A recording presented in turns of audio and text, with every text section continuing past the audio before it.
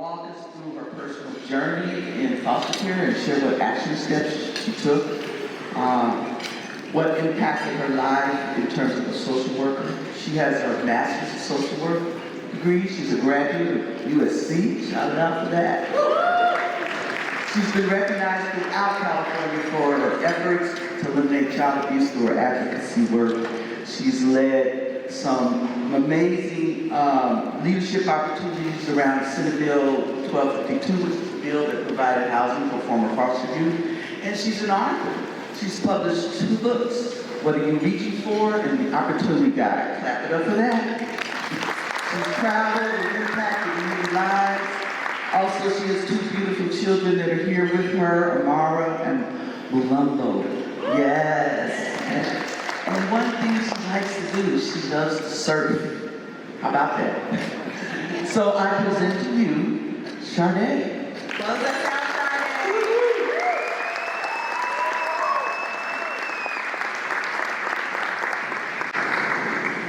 Good morning, good morning, good morning. How are we feeling?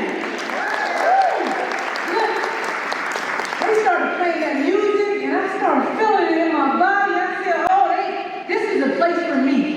This is definitely the place for me. So first of all, thank you all for being here.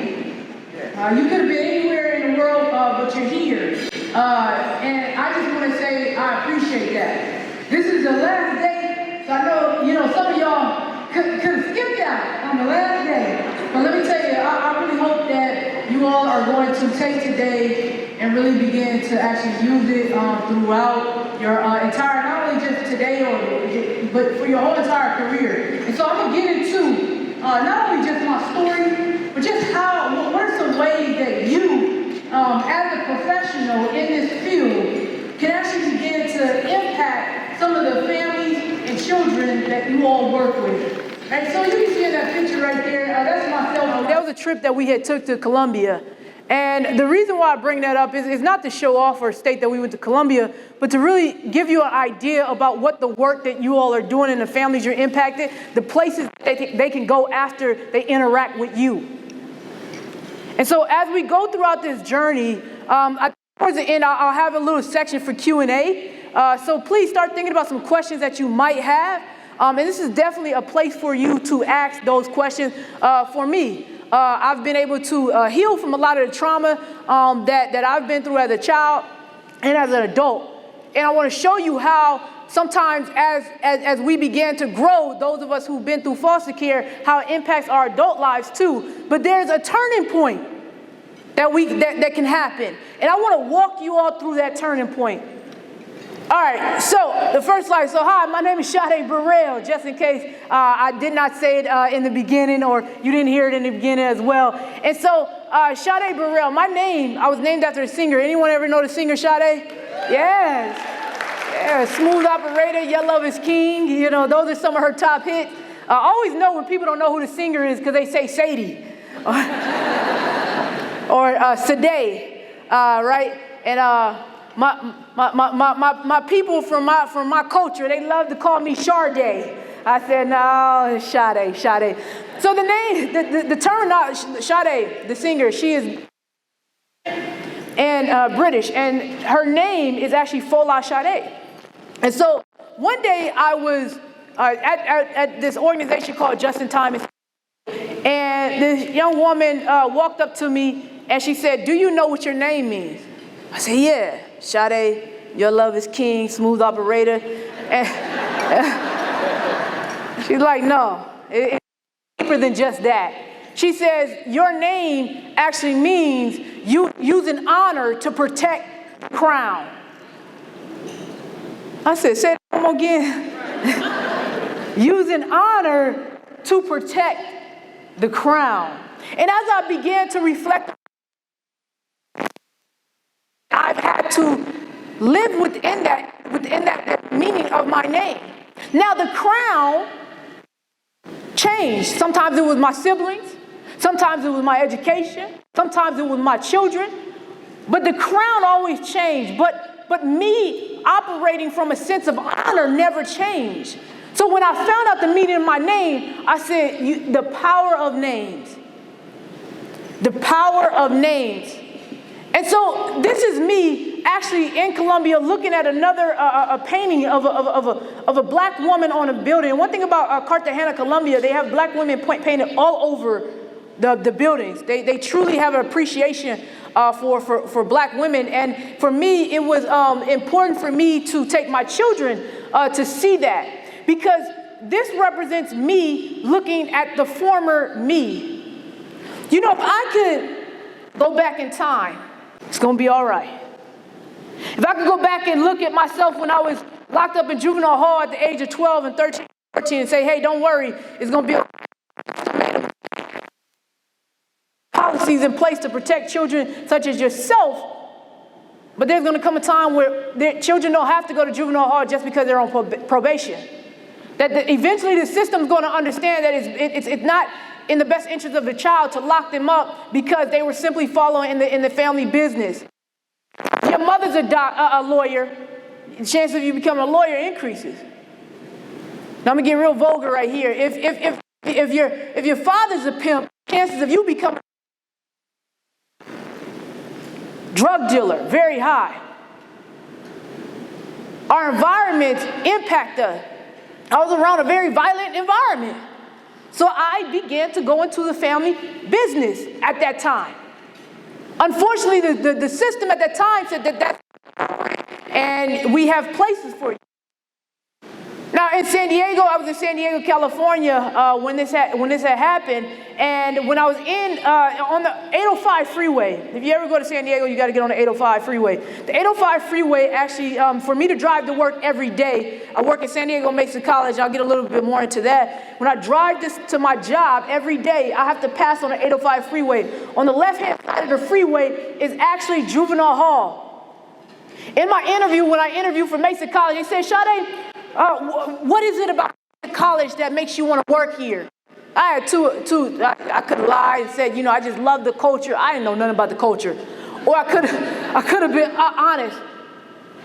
And I was honest. I said, well, check this out. When I was about 12 years old, I had a police officer. I had handcuffs. I was handcuffed in the back of his car. He drove me to Mesa College and said, you got two choices. You can keep going to juvenile hall, which is where I'm about to take you, or you can come here one day.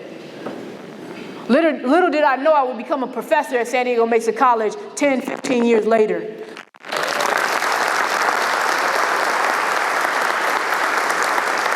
And so this picture represents us. Just imagine a child looking back at their younger selves and saying, it's going to be okay. It's going to be all right. And so I went to Cuyamaca. I mean, they have bungalows. That's how small it was. It was bungalows. And as I'm at San Diego Mesa, at Cuyamaca College, I realized, oh man, I don't want to be here. I don't want to be here at all. I'm gonna go to the military. To this day, people ask me all the time, Sade, have you ever been in the military? I said, no, I'm very disciplined, but I was never in the military. And so my plan was back in 2006 was for me to just wait till the current president at that time get out of office, and I was gonna serve under someone else. Because I was like, everyone said we shouldn't like that president, so I said, well, I don't like the president. And so I said, I'm gonna serve under somebody else. I'm gonna wait for the next president to come in, I'm gonna serve. And so I had an academic counselor who did not push me to a point where it was like, okay, now she's gonna run away from school. She said, okay, she fed into my thinking. And she said, we'll wait for the next one. But in the meantime, let's take you 2 more classes, Sade. 2 more. Let's take 1 more class, Sade. Getting ready to vote, let's take 3 just in case, Sade. And so it was a mind game that she played with. That's me graduating.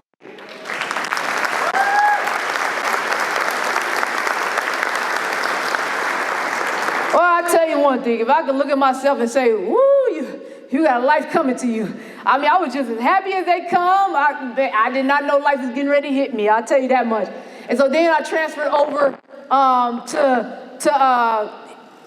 San Diego State University on a full academic scholarship through the Alex Smith Foundation scholarship. Alex Smith, who was the quarterback for the San Francisco 49ers, paid for my whole entire education. I am forever grateful for the Smith family. To this day, I'm still close with them. Pam Smith, who is his mother, when the pandemic had hit, first thing she did was she reached out to me and my kids and made sure we were okay. She sent them some toys to play with at the house because she knew they was going to drive me crazy. So she sent them toys. She sent them some hoverboards so they got a chance to go outside. And she sent me a little care package as well. So it went beyond just a scholarship. I was introduced to another form of family. When I was at Cuyamaca College, I had a family. Now that I'm in San Diego State, I had a family through the Alex Smith Foundation. But then I decided to do something else. I'm going to go back to school. Now, let me explain something to y'all. I didn't go to school because I knew the value of college. That's not why. Can I keep it real with y'all? Is this family? No? Okay, this family? Okay. All right, let's keep it real. So what happened was I decided to go to school, go back for my master's, because I started realizing, because I majored in social work, and a bachelor's in social work, and nobody explained to me the hardships of social work with a bachelor's. Nobody told me that. I said, this is hard. And so what I realized, I said, okay, I went to college for this reason. This is why I'm telling y'all, are we family? Because I need y'all to not judge me when I make this statement. Check this out. So I went to college because I grew up with a lot of roaches and rats. And I heard that if you go to college, that your income increases. So I figured that I wouldn't have roaches if I had a bachelor's. That's the only reason I went to college. There's no other reason. I didn't want roaches anymore. That's it. But what does that have to do with you? Well, sometimes that's where we start at. I'm just happy someone started with, all right, Sade, one more class. You don't want roaches? Well, keep going. You got to take another class. You don't want roaches? Yeah. Let a roach roll across the floor or something like that. See, Sade, you got to keep staying in school. There's a roach right there. Like, that's what kept me going. And so then I started working. I worked for Youth and Family Service through the YMCA. Started looking at my paycheck. Start looking at my kids. I said, one of y'all we gotta figure this out because this ain't working. Wasn't working at all. And so, but when I decided to go back to school, the most traumatizing thing in my adult life had happened. I was going through a very, very challenging time. I was going through a very not great marriage at that time.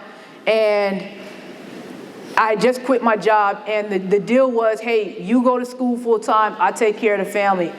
2 weeks before I was getting ready to start graduate school at USC, my divorce proceedings started. It was a hard decision for me to make, but it was a decision that I knew would be what was best for me and the best decision that would be for my children. It was going to be very, very hard for me to make that decision. I cried many nights. And a few days ago, my son graduated from 5th grade, and my sisters came over to my house, and it was this photo sitting in my living room. I always keep that photo in my living room. It's a picture of me and my 2 kids, and they're holding USC stuff. We all got on our football USC jersey, and people always ask me, why do I have that hanging up? It's because it's to remind me how far we've come.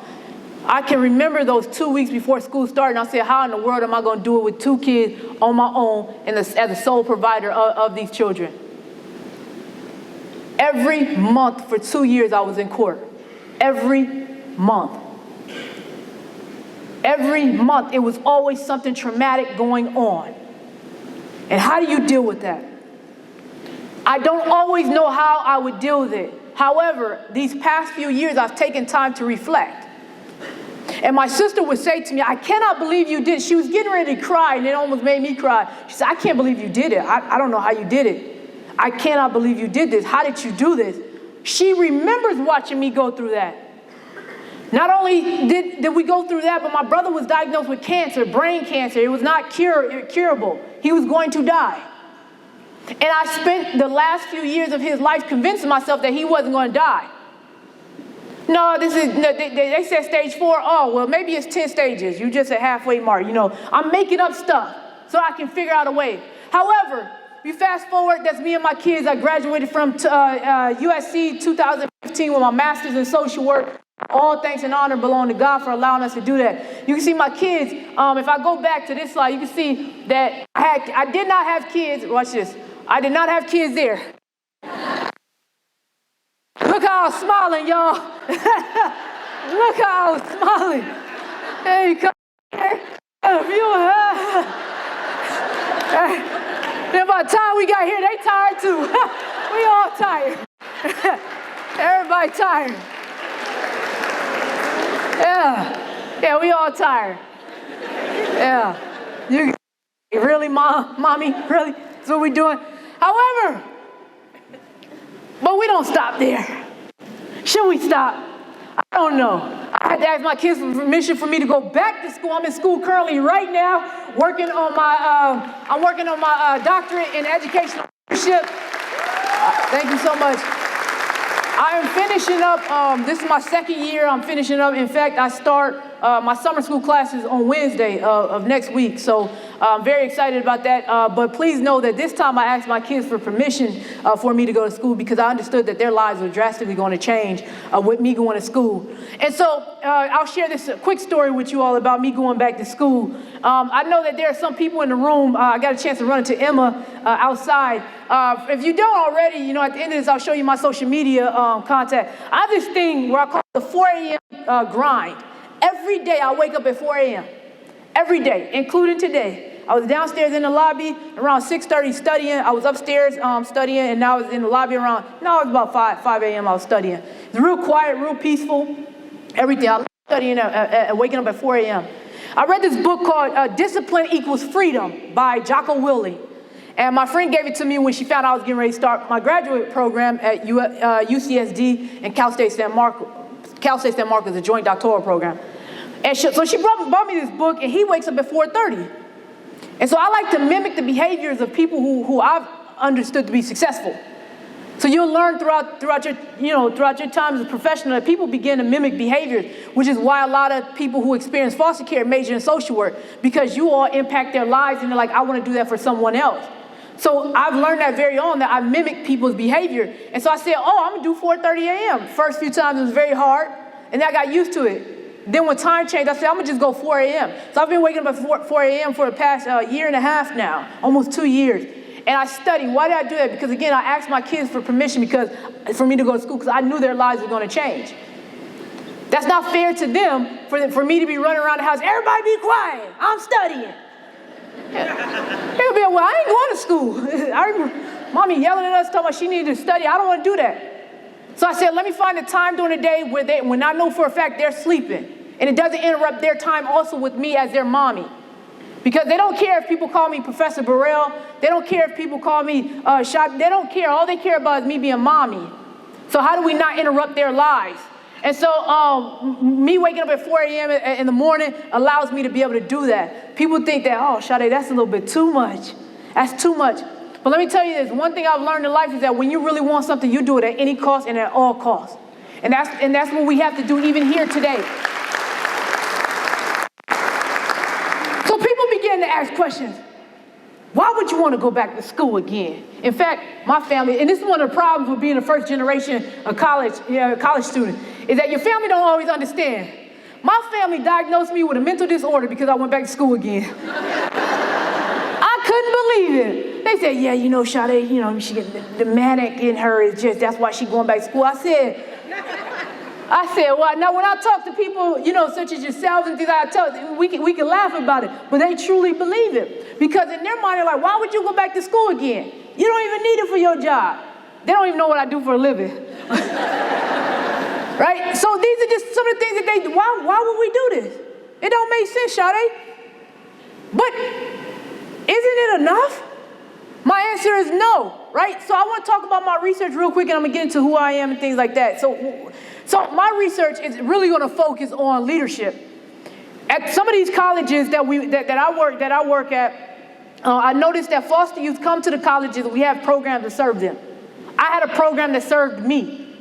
That's the reason why I am here today, because it was a program at community college that served me and properly served me. And so we know some of the challenges that our foster youth go through. We know some of the limitations. We know areas of improvement. But my question is, why are we still dealing with this whole only 3% are graduating from college? You know, we have this saying in my culture. We say, if you know better, why aren't we doing better? And so that's some of the things I want to focus on. So my story and my journey is one of where my mother did the best she could with what she had. I used to go on stage and I used to tell this story that, you know, my mom, I used to be so angry at my mother. But as I became a mother, I realized she legit did the best she could with what she had. And what she had was very limited resources, very limited people. Her mother was trying to be a mother to her. By the grace of God, foster care stopped with my generation. There's no more foster care, not under my watch. Not under my watch will my children ever enter foster care. But how do we get there? Because somebody said, hey, you know what? This system needs to change. So I spent the last 15 years of my life changing child welfare services and how we conduct what we do. As professionals, real quick, while we're here, I have the honor of being here with Javi. He was actually one of the supervisors at my internship when I was in 2013. 2013, when I was in my master's program at USC, I had to do an internship at Child Welfare Services. And it was then that I gained even more respect for the work that you all do. I went on one home visit and said, I can't do this. Do it. Because I was under the assumption in my community, we're told that when CWS comes into the neighborhood, they taking everything and everyone. That's what I grew up believing. So when we went to a house that I said, oh, this is, okay, how are we going to round them all up? How are we going to, what's going on? I'm standing there, you got the van ready? And they're like, no, we're not taking anyone. I said, excuse me? Said, no, we have to go through a judge, and then the judge does this unless it's an emergency. I said, but that baby is not okay. Did you see the conditions of the home? Sade, we can't take kids because of a dirty house. But that's filthy. That's not right. And now you're telling me, you're going against everything that my neighborhood told me. My neighborhood told me y'all take people. That's what they told me. Now you're telling me it's a whole process in place? So then I became angry at everyone I grew up with. Because that means in order for me to have been taken, it was a process that happened. So I became mad at my family. I stopped talking a whole month. Y'all lied to me. Y'all told me to just take them. And so that anger, I said, I have to work on me before I ever go back into this field. Because I'm so angry and so hurt by what has taken place and what has happened. So I go on that visit and I go back to the office and I said, you know, I want to stay in this field, but move me somewhere else. And it was there where I got a chance to work with Charisma. And it was there where we got a chance to work with children who were going through human trafficking. And that worked out more better for me because it wasn't something that I personally experienced, but it was something that someone in my family experienced. And so I then began to work with those who have gone through other areas of life that I had not experienced, and that worked out better for me. And so I have a great amount of respect for everything that you all have done, and I want you to know that because of people like you, I am standing here on stage. However, I didn't go back to school because I wanted another degree. I didn't want people to call me Dr. Sade Burrell. I didn't want that. I went back to school because I understood that when I went to work and my supervisor who was in a doctoral program and my colleague who was in a doctoral program, we were sitting at these meetings and their thinking was a little bit different. Like their ideas were more innovative. I said, well, where you learn that from? Like my supervisor came and said, you know, we're not a transactional program. We're a transformative program. I don't have time. My daughter's getting ready to go to middle school, and we all know how middle school is, so we don't want to do it. She needs all my attention. And I start realizing, it don't matter when I go. Like, if it's not middle school, it's going to be high school. And if it's not high school, it's going to be college. If it's not college, she's getting married. If it's not getting married, it's something going on. It's always going to be something. And so what I realized is that I had to have a purpose for going back to school. And my purpose was to obtain a certain critical thinking and to gain access to a level of understanding that I did not have access to. But before I get into that, let me talk about my auntie, because I'm going to come back to the critical thinking and why I went back to school. My Aunt Didi, this is my Aunt Didi. This is my brothers and sisters. My brother's not in this picture. He actually came back to us maybe 3 months after this picture was taken. I have 7 siblings. Only 5 of us are currently alive. My brother died in 2017 from the brain cancer that I talked about. My brother, he went through the foster care system with me and my siblings only like one time. Me and my siblings, all of us in this picture, with the exception of the baby who my auntie is holding, we were so used to being shifted around. I mean, one day my auntie would have us, then our other great auntie would have us, then it was so many people, so we were used to it. We thought that was normal. I went to 5 different elementary schools, one middle school, and about 3 different high schools. We were used to being shifted around. But my Aunt Didi, she was the most consistent person in our lives. Not only did she take on my mom's kids, but she adopted her other sister 2 kids, and she had also 2 kids of her own. And so when I get a chance to run into some of my social workers, because I come to conferences like this, and they always say, "How's Dinah doing? That little angel." And she really is a true angel. Because I got 2 of my own. I ain't taking on no more. I told my sister, I said, y'all need to keep y'all lives together because I ain't the one. You fall off, I can recommend some resources. That's about all I got. That's about all. My auntie took us all in. Imagine a bunch of traumatized children in one household, and my auntie doing the best she can. And not only did she do the best she could, she went above and beyond to serve us, to ensure that we had everything we need to be successful. However, it was a time in our lives when we had to enter foster care. My auntie always prevented us from entering foster care. By the time the report came in, social workers told, "Hi, Dinah, I know you seen me about a year ago. Everything going good yet?" My mom will go do a program to give us back to her. She'll fall off, do a program, fall off, do a program. And so my auntie would always be the one to kind of catch us. But when my cousins, who she raised, my cousins and her 2 children actually turned 18, and they all went off to live their lives, we were under the assumption that my mom was doing well. So my auntie was like, I could finally live my life. I could finally go out and do things I want to do. And I understand that. Because my 2 kids right here, when they turn 18, it's on and popping. Don't say nothing when y'all see me on my little dance and stuff.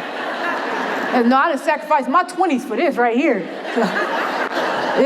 So I understand why she was like, so she said, for the first time in her life, she moved away from my mom. She always lived next door to my mom to make sure we were okay. So she moves away from my mom, and she's living her life to the fullest. My mom falls off. And when my mom falls off, we enter into like real probation and group home. My sister went to a real foster home, and she always shares this story about how she was told that all I have to do is the basic for you, feed you. So if your dinner is hot dog and mine is something else, I'm only required to feed you the hot dog. And so my sister is now 30 years old, and that story sticks with her. And so these are some of the experiences that we had while we were in foster care. And I'll tell you this quick story about this one social worker, because I'm going to get into something else. This one social worker I had, she told me I was going to Polinsky Children's Center for a timeout. So I said, okay, because it was hard for me to adjust to living with my auntie again. Because at that point, I was raising my siblings. My mom was doing, I was raising all of them. I made sure my mom would leave me with money, and I would go grocery shopping for them. My mom would leave me with money to go clothes shopping for them. I was their parent. And so then to transition back to my auntie being the parent was very hard for me. And so when that transition happened, I did not adjust well. So they sent me to Polinsky for a timeout. However, this timeout lasted longer than a week. I was fine with going because we love Polinsky. You get free food. You could talk to the staff however you wanted to. They couldn't do nothing. I was like, wow, I I can literally say some stuff to you. I can talk about your dog, and you can't say nothing to me because you got to be a professional. Right? I'm telling y'all, this is how they really be thinking, y'all. They really be thinking it. So that was my mindset. I'm like, cool. I can let this off. I go to Polinsky first week. I call her. Hey, how you doing? I'm so glad that you allowed me to come here for this time out. I learned my lesson. Thank you so much for this time. Just let me know when I'm able to go home. Another week go by. Hey, I'm not sure if you got the last message, but I'm ready. In fact, I've even taken another anger management class since the last phone call. Thank you so much. But a third time I said, look here, lady, if you don't call me back as soon as possible, it's going to be some repercussions on your end that's going to take place. I'm leaving threatening messages. Y'all know some of the messages y'all be getting on y'all phone. That was me. I hang up the phone, and then next thing you know, she comes and visits. She says, yes, we're going to have a seat outside. I'm like, sure, let's go ahead. You just here to release me. Oh, excuse me. Can you please come over here? She calls over one of the staff members, one of the big males. Please come over here. Come over here. So we're sitting down, talking. And then in the conversation coming, she stands up. She says, yes, I also just want to let you know you're staying here. And she runs away. I say, oh, yeah, you know you're running. Because you know that was not the deal. The deal was I was supposed to be on timeout and go home. Now you're telling me I'm going to Polinsky to stay. Then y'all transferring me to a group home. You lied. That hurt me. And so I didn't know how to say that hurt me. So instead I acted out. And I remember I used to call myself Sade Ali. I love Muhammad Ali. I love his confidence. I love what he represents. I love that he stands on his words. I'm a huge fan of Malcolm X as well. Stand for something that's just who I am. And so Muhammad Ali had this saying. He said, float like a butterfly, sting like a... Can't no one beat Muhammad Ali. And so I used to call myself Sade. Float like a butterfly, sting like a bee. Can't no one catch Sade Ali. Because I used to run from the staff members. They never could catch me. And so when they couldn't catch me, as I was having my fit because I couldn't explain how I felt, what ended up happening is the staff member gets hurt. And my chaos is throwing stuff and her arm breaks. I remember they finally caught me and I hear someone say, put your hands behind your back, you're being arrested. You're under arrest. I said, what? How am I under arrest? Take me to juvenile hall, get fingerprinted, all that stuff. I'm there for like 3-4 weeks. And then I'm randomly released. I'm like, they about to charge me with felony. I'm going to be in here for a long time. And I don't know if any of y'all, well, I would hope none of y'all had the experience where you had to go to an institution where you had to be locked up. But I was sitting in the room and, you know, we call them prison lawyers. They've been in the system so long they could tell you how to get in and out and stuff. So my prison lawyers would help me out. And what they would do is they would say, hey, Sade, okay, tell me what happened exactly. Okay, cool. And it's some of the smartest people in the world were in this little cell with me. And they would be, okay, tell me what happened, Sade. Okay, so it's looking like this is going to happen. They're going to charge you with this. Then they're going to do this. Then they're going to do that. I'm like, dang, for real? So they had everything going on. Randomly, I'm released. And we used to have this saying, hope for the best, but prepare for the worst. I hate that saying now. You can't hope for anything and then still be prepared for the worst. Like you either believe or you don't. Fast forward, I get released randomly. My whole life I wondered, why was I released randomly? And I'm going to get into why I was released as I go throughout this presentation. You guys have heard stories like mine before. This is not new. Some of y'all got people on your cases that you work with and stuff like that. This is not new. However, there needs to be a plan, right? And so we said earlier, better you do better. So here's the thing. I want to give you guys some advice. Here's what we need. We actually need action. Well, I got a little framework that I created. That's one thing I did learn in school, is that you got to have a framework. It's how you do what you do and when you do what you do. And so I've created a framework under the word action. And so under the word action, everyone has a certain letter. A. Here's what we're going to do. The A stands for apply what you're learning today and to be your authentic self. I am where I am because someone sat in a room, someone sat in a conference, and they began to apply. So when I'm in school, and I'm learning all these things that I'm learning, which is why I love the program I'm in, I immediately began to implement it. You all have been here, this is your third day. You should be questioning yourself, what have I learned today that I immediately begin to apply into practice? So from theory to practice. From theory to practice, what exactly is it going to be? How are you going to apply it? If you've learned absolutely, that's because you did not come into the conference with those questions. This is what I want to, so when I come to conferences, I have my pregame. This is what I want to learn. This is the purpose of me coming here, and these are the outcomes. This is what's going to happen as a result. At my job, when we go to conferences, nobody asks us to follow up or tell us what you learned. I do it on my own. I have this YouTube channel. I went to the 8 to Men conference. It's a conference that teaches those who work in community college how to properly serve black men in community colleges. And so I did a whole entire YouTube 40-minute. I documented the whole process. I went to the president and said, hey, here's what I learned, and here's how I'm going to implement it. And so I want you guys to hold yourself accountable, because someone applied what they learned, and when they applied what they learned, I benefited from it. How are people going to benefit from you being here today? And let me say, being your authentic self. I am me all the time. I've had to learn to grow to be me, but my authentic self is that I just keep it 100. If I keep it 90, I'm not being myself. 99, I'm not being myself. 100. I freely share my story. Now, some of you are like, well, I never went through foster care. I never went through this. Be your authentic self. I'm going to use this as an example. Please don't take offense to it. If you grew up in Beverly Hills, share your authentic self. Because those are experiences that we need to hear as well. All experiences should be shared, not just the worst of the worst. I have mentors who look nothing like me, who have never been through anything I've been through, but they have been the biggest impact on my life. Let me get into it, because I only got so much time. Learn how to communicate, right, in a manner in which that not only the families can understand, the children can understand. I just told the story. Communication didn't happen. Being 100% honest with them. Like, and how you want to be communicated as well. Didn't I just tell y'all I knew I can cuss them out and they couldn't say nothing to me? It wasn't until I had someone walk up to me and say, look here, you got one more time to talk to me like that. You ain't gonna keep talking to me like that. Or say it in whatever way you say it.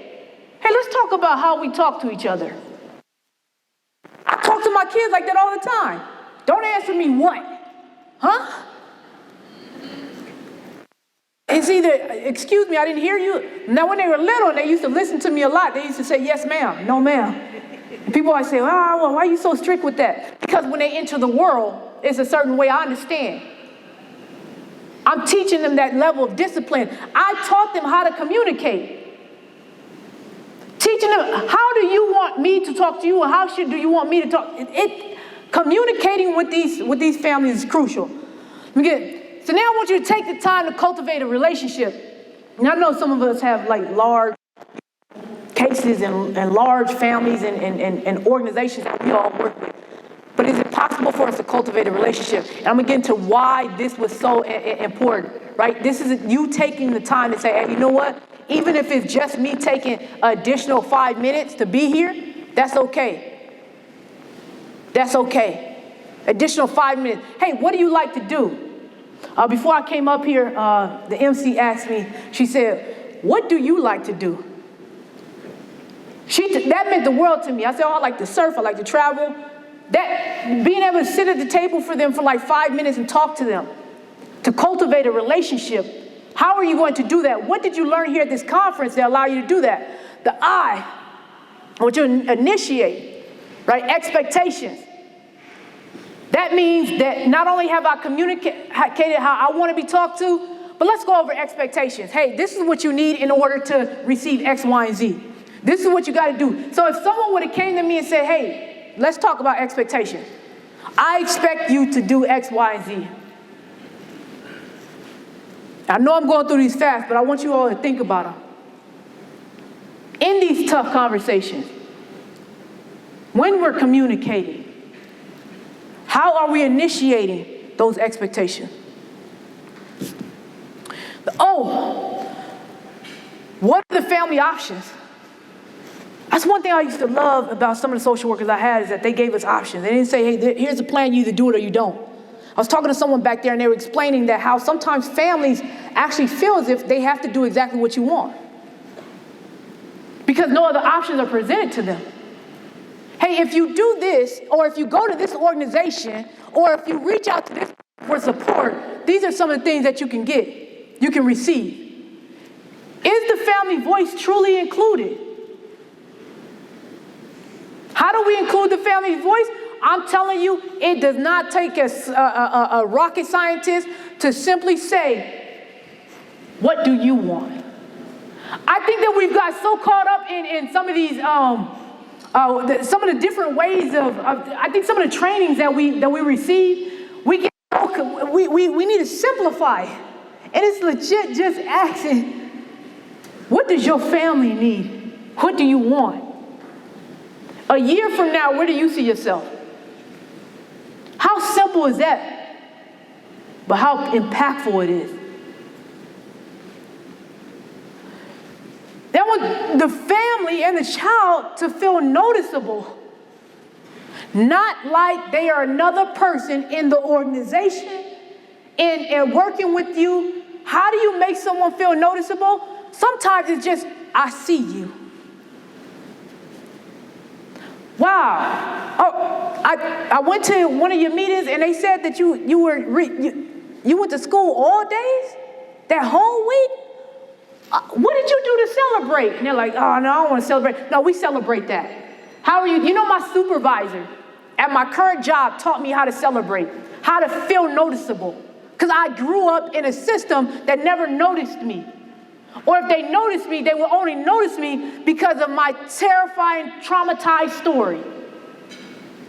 That is why I call myself a professional who experienced foster care. Because foster care was one experience in my whole entire life. And for the people you all are working with, this is an experience. How do we notice them as a whole entire being?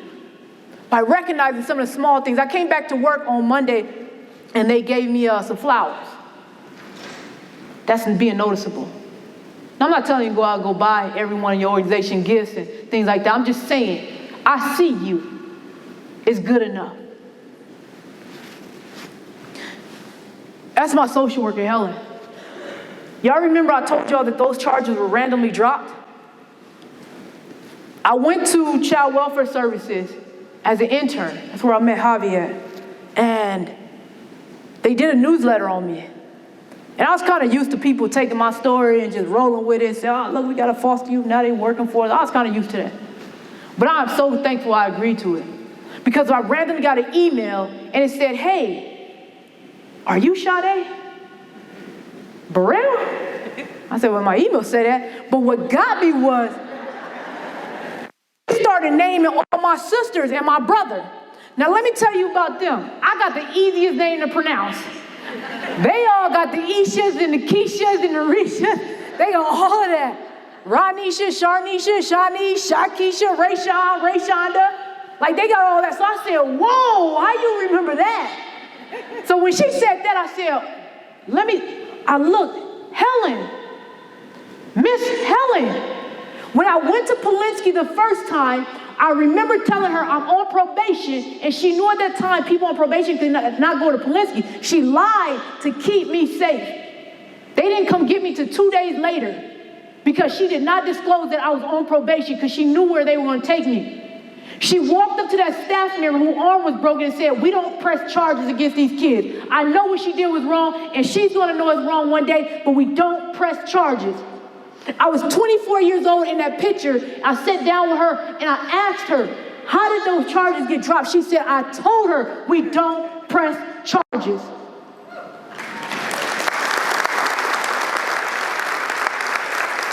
So because we don't press charges, I'm standing before you all. It's no telling what my life would have been. She saved my life.